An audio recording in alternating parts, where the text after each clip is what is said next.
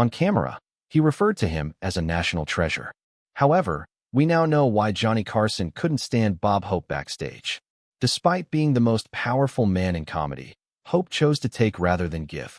Behind the scenes, it became one of the most icy rivalries in Hollywood history, and Carson, the undeniable king of late night, eventually banned him.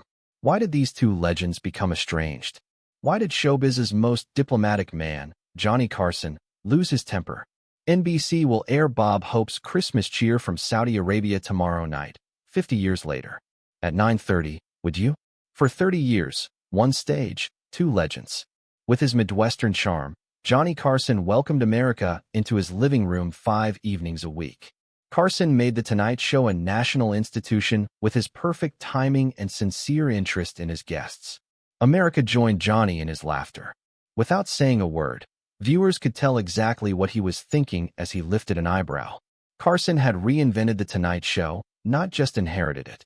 After succeeding Jack Paar in 1962, he turned what had been an erratic and occasionally tense show into the gold standard of television.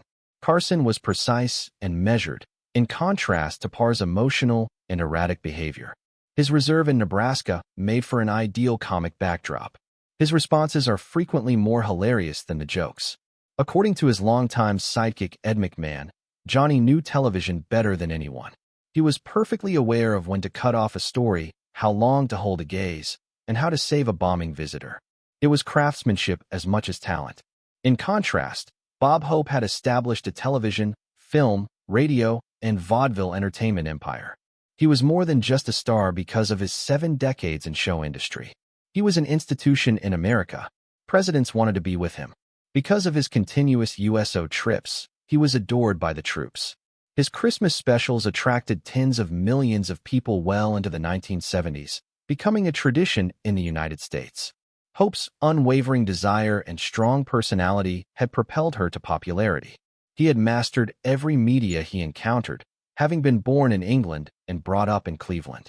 His NBC specials were a foundational element of the network's programming strategy, appearing on vaudeville stages, radio broadcasts, cinema screens, and eventually television.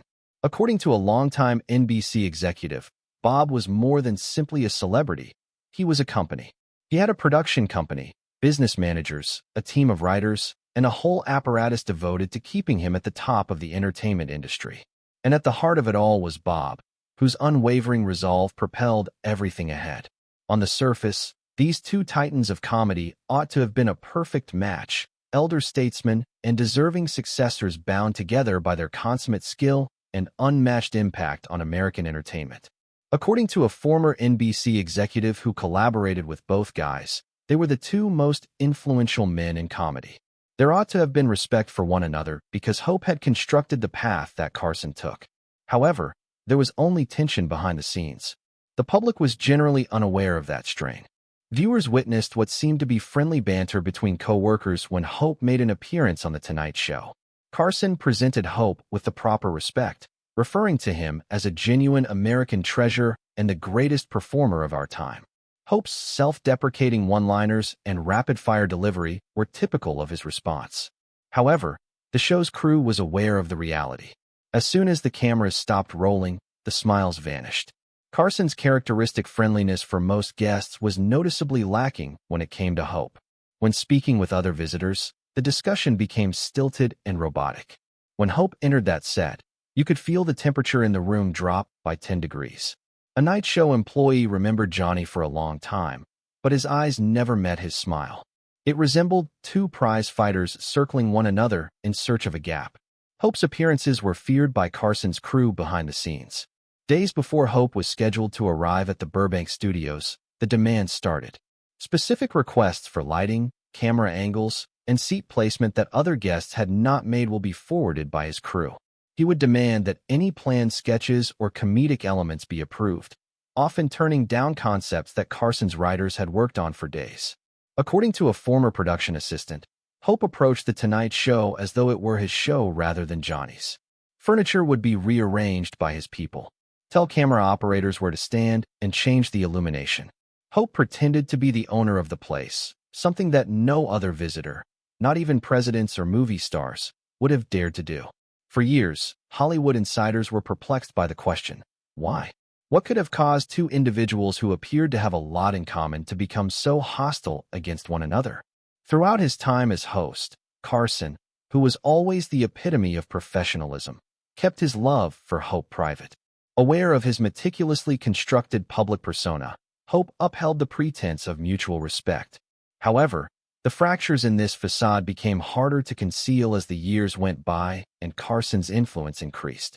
Industry insiders realized that there had been a fundamental breakdown between these two comic icons by the late 1980s. This would ultimately prompt Carson to take the unprecedented step of discreetly removing one of the most adored performers from his program. Hope and Carson's conflict was more than just a personal one. It was a battle between two radically divergent perspectives on comedy, television, and celebrity in general. A generational gap that provided valuable insight into the evolution of entertainment in America in the late 20th century. That's all. I want to offer it to the man on my right, since it's a wine steward's thing. Different worlds collide in the feud.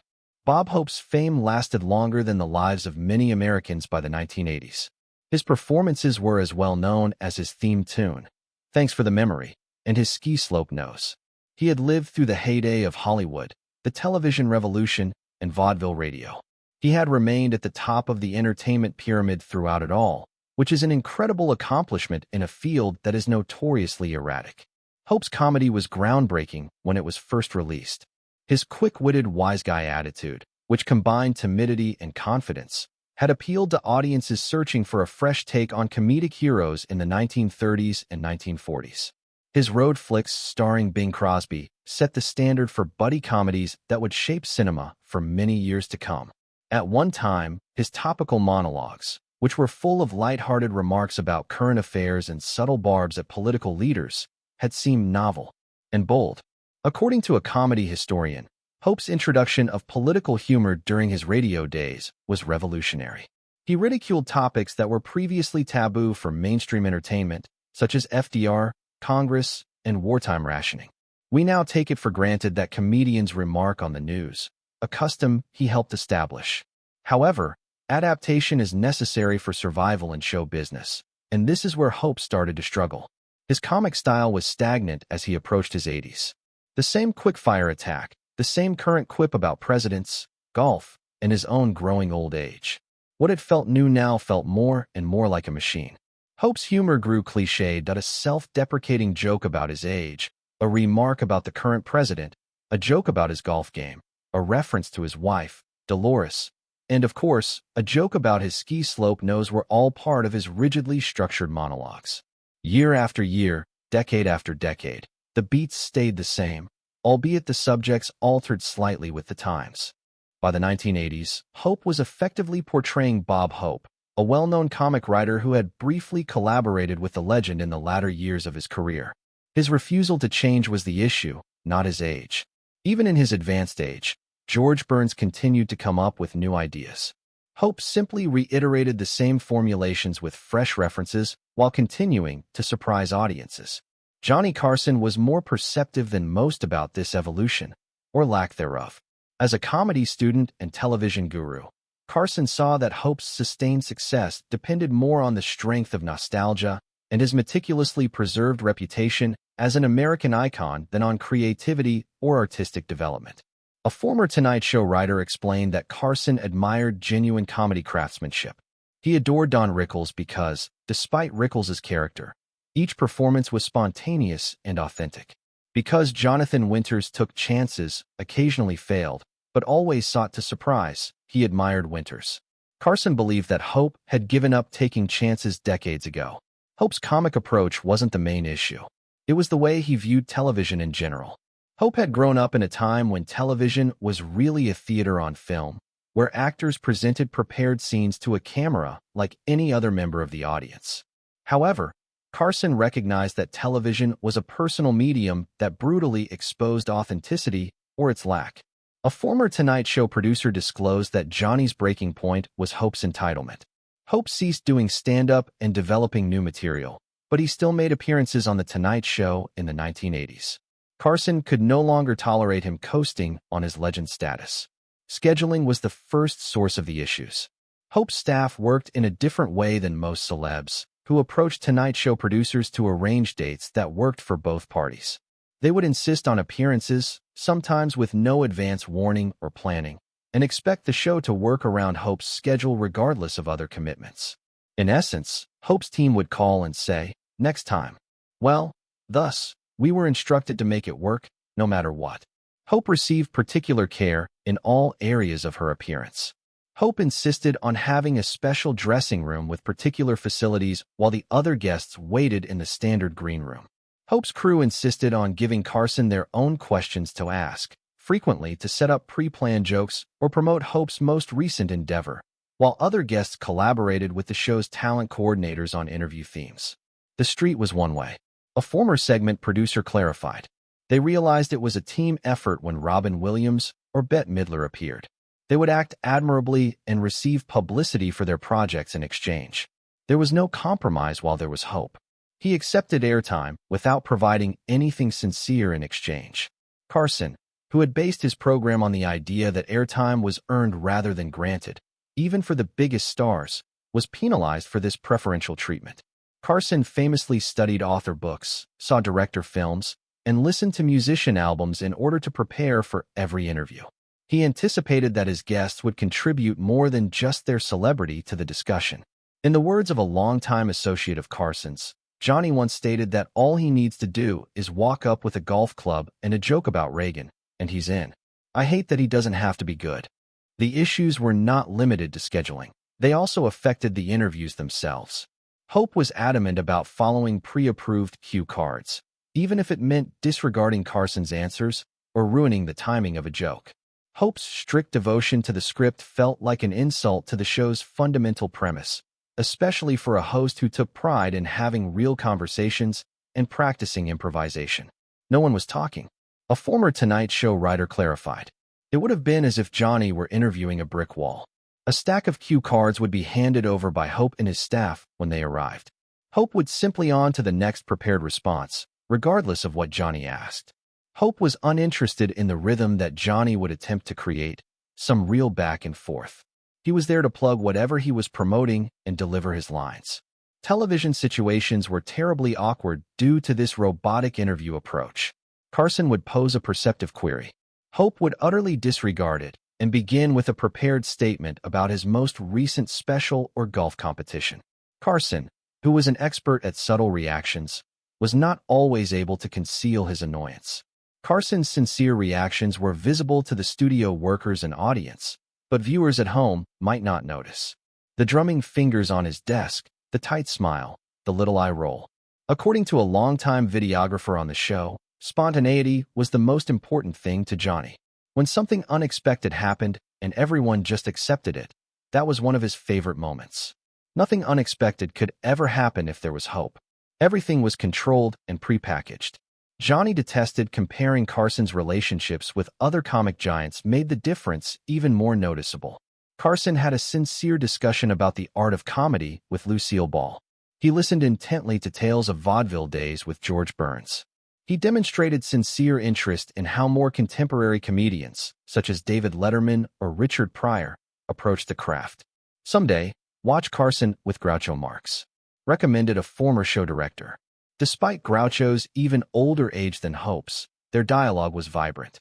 Carson would follow Groucho's lead, laugh heartily, and let the conversation flow.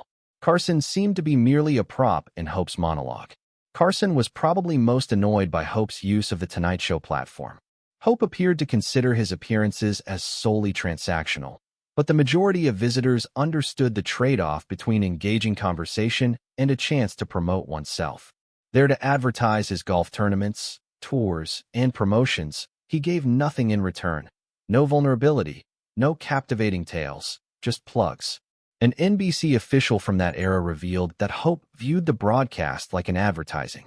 He would appear and discuss his upcoming TV event or his Christmas special. Johnny would make an effort to change the subject to something more engaging. Hope would just return to whatever he was there to promote, whether it was his ties with presidents, his experiences entertaining troops, or anything else of value. Seeing it was painful. The two men's treatment of their separate staffs also differed. Despite his reputation for being extremely private and even challenging, Carson was well-liked by his teammates. He was familiar with the names of stagehands and cameramen who had worked on the show for years. He advocated for his authors to be paid more. He made sure the show's employees who relocated from New York to Burbank were helped with housing and other costs. Hope, on the other hand, was well known for how he treated authors. Throughout his career, he hired dozens of them, utilizing them to create thousands of jokes, but he paid them little and gave them little credit. Though few later spoke favorably about the experience, several comedic writers who went on to become well-known, such as Mel Brooks, Neil Simon, and Larry Gelbart, began their careers writing for Hope. Johnny listened to what each person had to say. A writer who worked for both guys was mentioned. If a writer came up with a particularly clever joke for the monologue, he would give them credit on air. Hope viewed authors as if they were interchangeable components in a joke factory. He saw them as interchangeable like light bulbs. These conflicts only grew worse as the 1980s went on.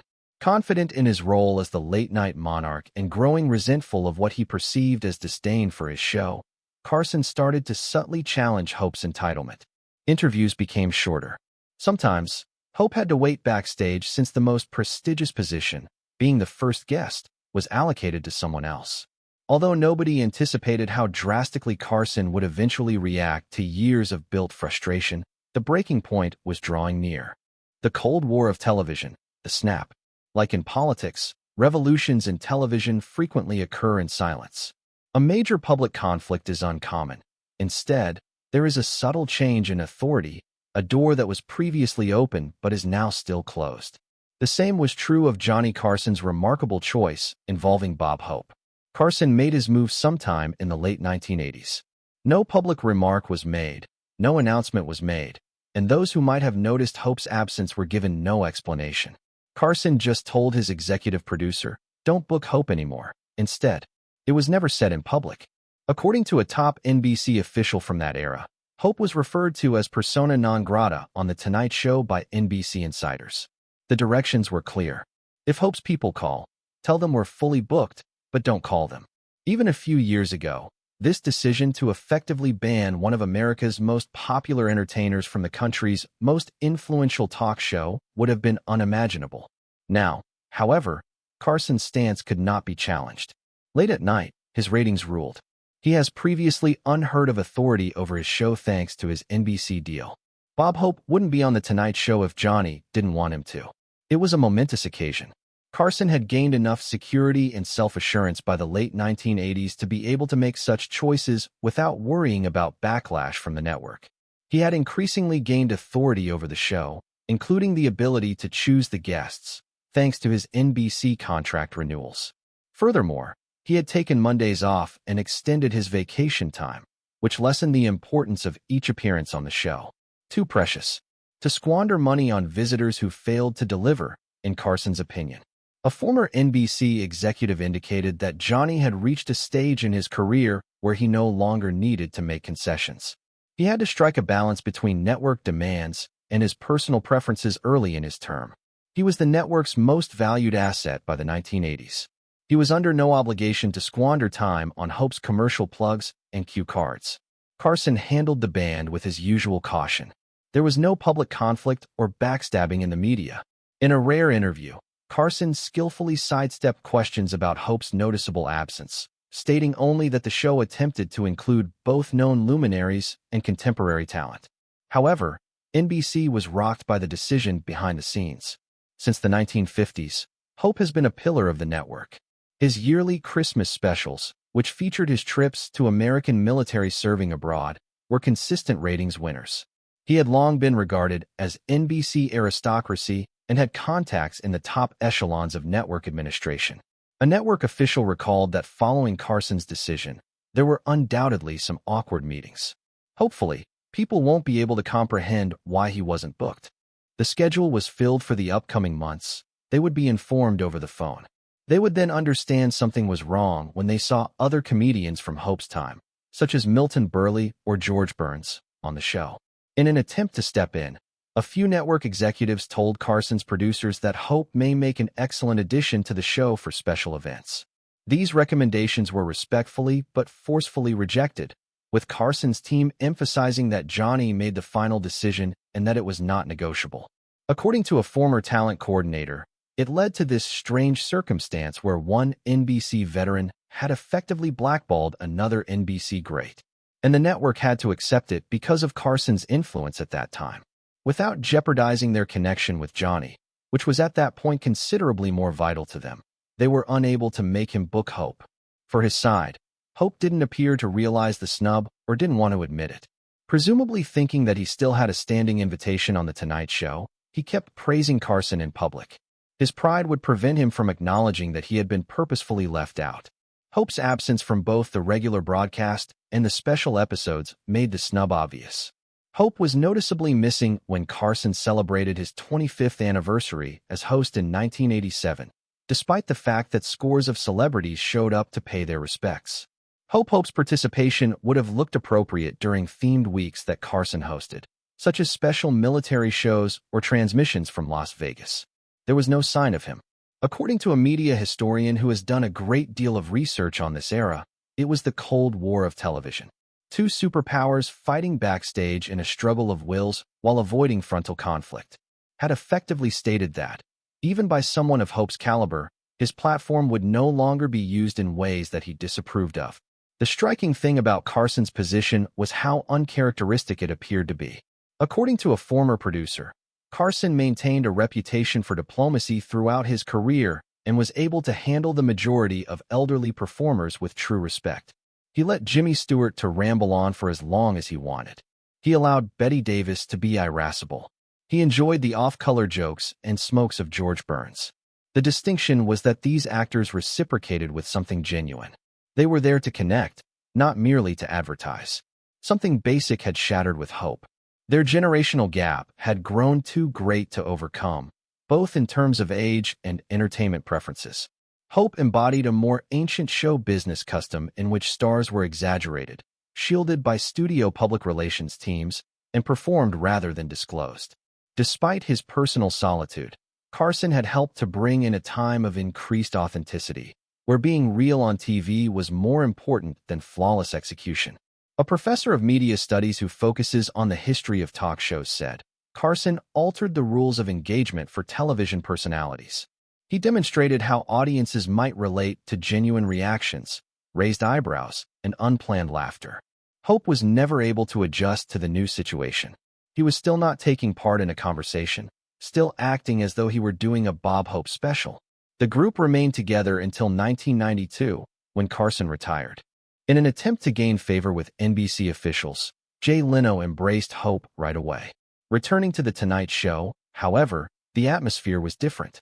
By that time, Hope was in his 90s and less sharp than before, and television had irrevocably shifted toward the conversational, real, and in-the-moment paradigm that Carson had promoted.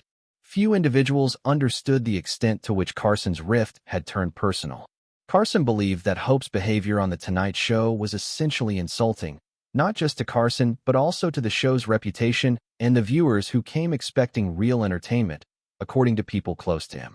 According to a longtime friend of Carson's, Johnny took his duty to the audience extremely seriously. He felt he owed it to the viewers who accepted him into their homes every night to give it his all. Genuine dialogue, genuine comedy, genuine situations, aspirations, cue cards, and plugs. Seems to be a breach of that audience agreement. Hope was not only squandering Johnny's time, but also the time of the audience. And it was unacceptable to Johnny. Carson was as dedicated to maintaining quality control in his own performance. Carson decided to retire at age 66, in contrast to Hope, who performed well into his 90s, frequently reading cue cards with slanted eyes and impaired timing. He was still at the top of his game. Because he felt that he should leave before his performance deteriorated, he left a show that was still generating millions of dollars in revenue. Always leave them wanting more, Johnny used to remark, recalling his longtime producer, Fred DeCordova. Too many performers, in his opinion, were unsure about when to leave the stage. I believe he saw Hope as a warning story, someone who had remained too long, someone who had changed from being inventive to being predictable to almost comical. Johnny was not going along that route. Years after Carson's retirement, the last phase of this Cold War unfolded. Tributes to Bob Hope, who died in 2003 at the age of 100, came from all across the world. Hope's remarkable career and his contributions to American entertainment were discussed by former presidents, Hollywood icons, and military leaders. In a brief remark, Carson, who was by that time enjoying a tranquil retirement, referred to Hope as an institution and a friend. Although remarkably succinct, the statement was courteous. A cool, professional nod from one legend to another without any flowery eulogies or personal tales. Those who were familiar with the past could still feel the tension that had characterized their relationship even in this last exchange. As one might anticipate, Johnny's remarks regarding Hope were spot on. A former writer for The Tonight Show stated, "Professionally courteous but emotionally aloof, Johnny could have shared fond memories and stories about their decades-long relationship. Rather than feigning an emotional connection, he recognized Hope's place in entertainment history. It was Carson in his traditional style, solemn yet illuminating in its restraint. The conflict between two titans of entertainment is only one aspect of this feud's fascination. Another is what it reveals about the development of American humor and celebrity culture. Hope stood for the outdated paradigm, which was strictly regulated, meticulously planned, and distinguished between the public persona and the performer. Carson invented something new, a more conversational style where spontaneity produced the most memorable moments and authenticity was prized over perfection. This transition represented more significant shifts in American society than just aesthetic ones. During the Great Depression and World War II, when audiences looked to their entertainers for solace and comfort, Hope had become well known. His comedy provided just that: reliable giggles, sensitive topical humor that recognized contemporary affairs without questioning the established quo, all delivered with poise and assurance. Carson rose to fame during a time when people were growing increasingly critical of authority and sophisticated about media. His witty, occasionally self-deprecating, and frequently reactive rather than declarative style reflected the attitude of a nation growing more at ease with sarcasm and ambiguity. Carson asked the audience to join him in laughing at the ridiculous things he saw, while Hope instructed them what to laugh at: of agreement, of a common national goal, of unquestioned institutions. Carson represented the America of increasing variety, mild skepticism, and a more individualistic and less centralized sense of self. These more general societal changes were mirrored in their comedic approaches. Carson's vision ultimately won out. The universe Carson built is the one that talk show hosts like Jimmy Fallon, Stephen Colbert, and Jimmy Kimmel operate in today, where real connection is more important than flawless performance. The criterion by which hosts are evaluated is now their capacity to engage guests in genuine conversation, listen and react in a natural way, and share genuine moments with them. The way that Bob Hope approached television, the planned parts, the cue cards, and the opposition to real interaction, is now a thing of the past. In addition to being a personal rejection, Johnny Carson's silent ban was a statement about the direction of entertainment in general, one in which even luminaries will have to earn their spot by engaging with the public authentically rather than relying on their prior success. Television has only advanced in the Carson champion's career in the years after both guys have left the stage. However, this unsung tale of conflict between two American idols serves as a reminder that even the most significant shifts in the entertainment industry take time to develop. They are the result of particular decisions taken by powerful individuals who understand when the audience is no longer served by the status quo. Hope's final exclusion from The Tonight Show was not motivated solely by ego or pettiness on Carson's part. It was a visionary's realization that television was changing, as did the culture it shaped and reflected. Even a national A like Bob Hope can end up on the wrong side of history in that progression. For other insights into the heyday of entertainment, please press the like button and subscribe to our channel if you like this in-depth look at one of Hollywood's most intriguing hidden feuds. Please leave a comment below with your thoughts on Carson, Hope, and which performer's style you prefer. You can also let us know which Hollywood rivalry you would like us to look into next. We appreciate your time, and we hope to see you again soon with more tales from the days when watching television was a genuinely national pastime.